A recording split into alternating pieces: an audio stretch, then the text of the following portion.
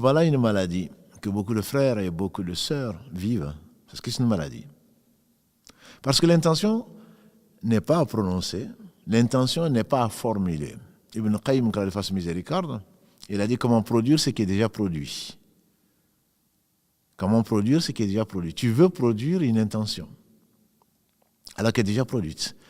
Il prend des exemples quand tu t'assois pour faire les ablutions. Bien entendu qu'en t'asseyant pour faire les ablutions, tu as l'intention de faire les ablutions pour faire la prière, par exemple.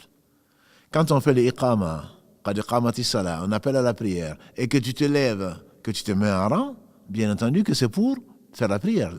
L'intention est déjà là. Alors, il y a des frères et des sœurs qui sont touchés par cette maladie, parce qu'il y a une vraie maladie, et qui peuvent rater même une prière. Ils sont derrière l'imam. Je vais faire ça pour Allah. Non, mais est-ce que je suis sincère? Est-ce que c'est vraiment? Voilà. Oh Allah, je vais faire cette prière en l'appelant, en la nommant, en direction de la Qibla, pour me rapprocher de toi. C'est une innovation. Et toute innovation est égarement. Et tout égarement conduit en enfer. Il n'y a absolument aucun hadith, aucun dire prophétique, ni dire de compagnons du prophète sallam qu'il formulait l'intention.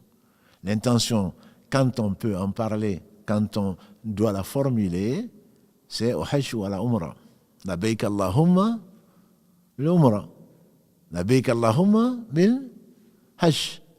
Et donc, oh Allah, me voici me présenter à toi pour le hajj, parce qu'il y a 3 formes différentes.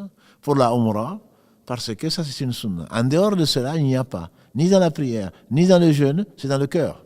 L'intention, son siège, c'est dans le cœur. La langue n'a pas de place dans cela. Si tu penses faire une invocation, une évocation, un dhikr en disant ça, tu as inventé sur le compte d'Allah et le compte de son messager une chose qui est fausse.